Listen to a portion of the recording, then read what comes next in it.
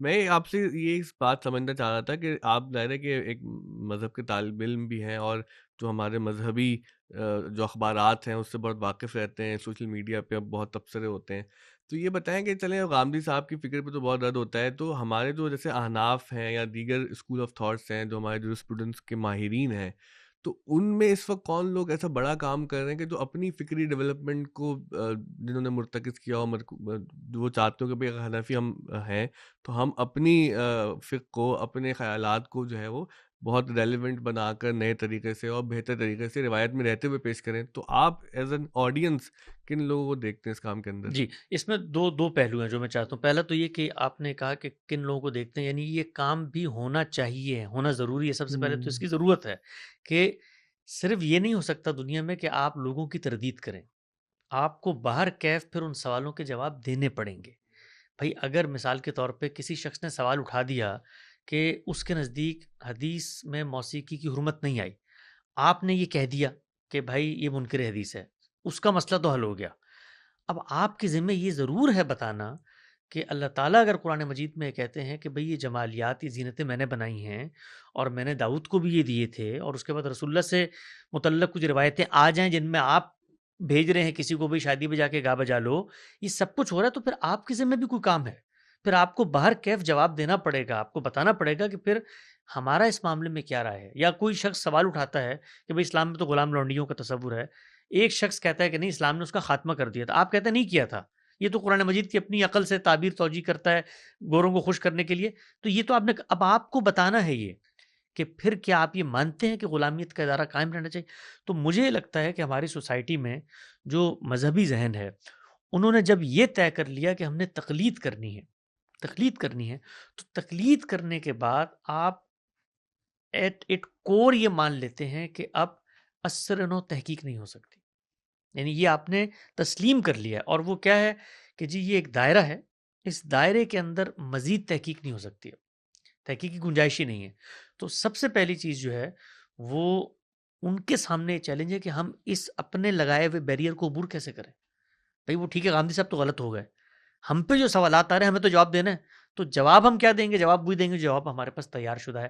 اس میں امینڈمنٹ کا کام بھی ہوتا ہے، لیکن وہ امینڈمنٹ کا کام اگر آپ دیکھیں گے تو وہ مذہقہ خیزی کی طرف لے جاتا ہے. مثلا آپ اس کو صرف جدید جو مالیات کے سوالات پیدا ہوئے ہیں اس میں جو قدیم فقہ کا انطباق کیا گیا ہے، جس کے نتیجے میں کچھ موڈ آف ٹرانزیکشن اور اسلامی بینکنگ اور چیزیں سامنے آئی ہیں، اگر آپ اس کے اندر اتریں تو آپ کو احساس ہوگا کہ یہ تحقیق کیا یہ ہوتی ہے کہ آپ اپنی ایک 1200 سال پرانی فقہ کے ٹرانزیکشنز کے موڈ کا نام بدل کے ہیلے بازی کر کے کسی طریقے سے اپنے آپ کو دنیا میں قابل قبول بنا دیں. تو ہر جگہ پہ یہ ہو رہا ہے. میں ایک بہت بڑے اسکالر ہے، میں نام نہیں لیتا، بہت مطلب اس وقت دنیا بھر میں لاکھوں لوگ اسٹیج پہ کھڑے ہوتے ہیں تو ان کو سنتے ہیں، سننے والوں کے لیے پہلے ہی پہنچ جائیں گے وہ. تو کتنے ہیں؟ دو چار ہاں ہی ہم پہنچ ہی جائیں گے. تو میں ان کے ملیشیا میں ان سے میری ملاقات رہتی تھی، اور بھی ایک اور ہنٹ بھی دے دی میں نے. تو میں نے ایک دن ان سے پوچھا، میں نے کہا کہ یہ جو موسیقی ہے اس کے بارے میں آپ کی کیا رائے ہے؟ ویسے ہی بے تکلف بیٹھے ہوئے تھے.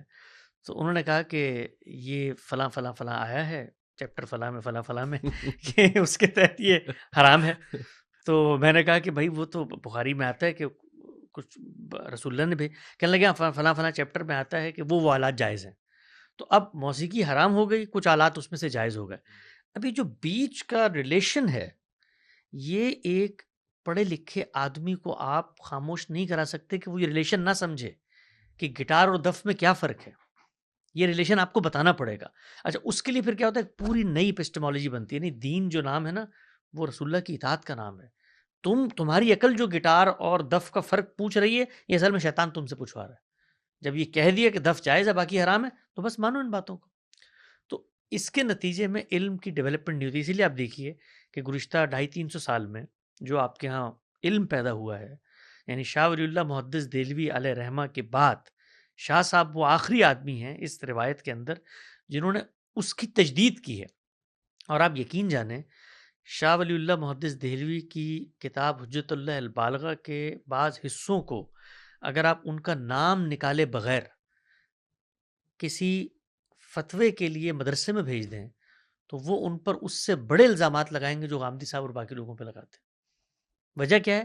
وہ آدمی تجدید کی بات کر رہا ہے، تحقیق کی بات کر رہا ہے.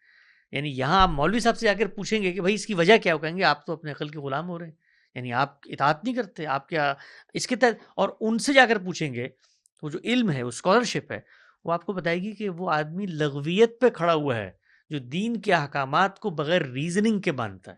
دین کے ہر حکم کے پیچھے ایک علت ہوتی ہے، علت ہوگی تو حکم پایا جائے گا، علت ہم نے دریافت کرنی ہے، علت کی تحقیق میں اختلاف ہو سکتا ہے، تو وہ علم کا رستہ ہے، اس سے کھلتا ہے. تو ہمارے ہاں جمہود ہے، گزشتہ 300 سال میں کچھ روایتیں پیدا ہوئیں، مصر کے اندر پیدا ہوئیں جس وقت، اور وہ روایتیں زمانہ پیدا کرتا، ناگزیر ہوتی ہیں پیدا ہونا. اس کے نتیجے میں علم کھلتا ہے. یہ جتنے لوگ تھے، سر سید سے لے کے شبلی نعمانی، سید سلیمان ندوی، علامہ اقبال، اور ان کے یہ چیلنجز پیش آئے نا تو علم کھلا. علم کھلا، اصل ماخذ پہ غور کیا تو ایک دنیا بن گئی. اور دوسری طرف جب چیلنج پیش آیا تو انہوں نے اس کا جو نتیجہ نکالا ہے، میں آپ کو ایک مثال میں اگر بتاؤں نا، کہ اب پوری امت کہہ رہی تھی تصویر حرام ہے، مان رہی تھی نا، حدیث میں لکھا ہوا تھا. اب میں اگر بیٹھ کے کہوں کہ یار اب تم سارے مولوی آج خشوع خضوع کے ساتھ آ کے بیٹھتے ہو تو تم تو پھر منکر حدیث ہو گئے، تم حدیث کو نہیں مانتے کہ حرمت تھی. تو اب یہ چیلنج ہے نا، تو اس چیلنج کا دو طریقے سے جواب دیا جائے گا. یا آپ کہیں کیا وہ حدیث پہ غور و فکر کرتے ہیں؟ ہمارے بڑوں نے اس حدیث کو پڑھ کے یہ جو بات سمجھی تھی کہ ہر جاندار کی تصویر حرام ہوتی ہے، یہ ٹھیک نہیں تھی.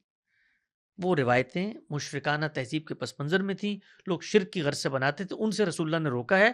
ہمارے تھاٹ میں اب یہ ڈیولپمنٹ ہوئی ہے، ہم آگے بڑھ رہے ہیں، اور ہم نے یہ پروگریس کی ہے کہ اب ہم ان روایتوں کی یہ تشریح توجیہ کرتے ہیں. صحیح. لیکن وہ کیا کہتے ہیں آگے سے؟ وہ کہتے ہیں نہیں بھائی، تصویر تو مطلقاً حرام ہے، اور ویڈیو بنانا بھی مطلقاً حرام ہے. اور یہ بات وہ ویڈیو میں کہہ رہے ہوں گے.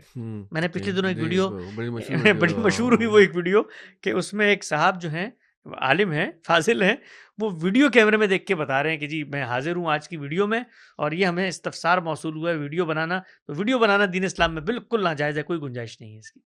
تو اب آپ کہیں گے کہ پھر آپ کیوں بنا رہے ہیں؟ سوال تو عقل تو سوال اٹھائے گی نا.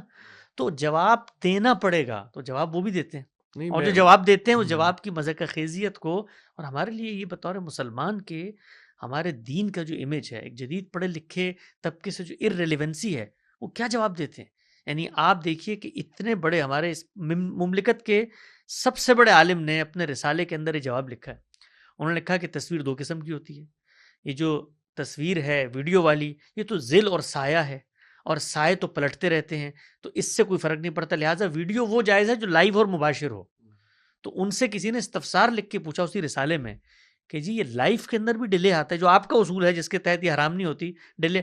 تو انہوں نے کہا آپ کراچی سے حیدرآباد تک آئینے لگا دیں آمنے سامنے، تو کراچی میں آپ ہاتھ ہلائیں گے تو حیدرآباد تک ہلنے میں ٹائم تو لگے گا، اگرچہ ان کو یہ نہیں پتا کہ اسپیڈ لائٹ کی اسپیڈ کیا ہے، وہاں کوئی ٹائم نہیں لگے گا. امیجنیشن کی داد دیں. تو اب اگر آپ نے ریکنسٹرکشن آف ریلیجیس تھاٹ ایسے کرنی ہے، اور دوسرا طریقہ کیا ہے کہ ریکنسٹرکشن آف ریلیجیس تھاٹ ایسے کریں کہ اصل ماخذ میں جائیں، اس کو دیکھیں، اور اس سے کوئی ہیوملیشن کی، بھائی کسی نے اگر پہلے غلط بات بھی سمجھی ہے تو اس سے کوئی اس کی لغویت تو نہیں، ایک معاملے کے اندر نہیں اختلاف ہو دیکھیں گیا.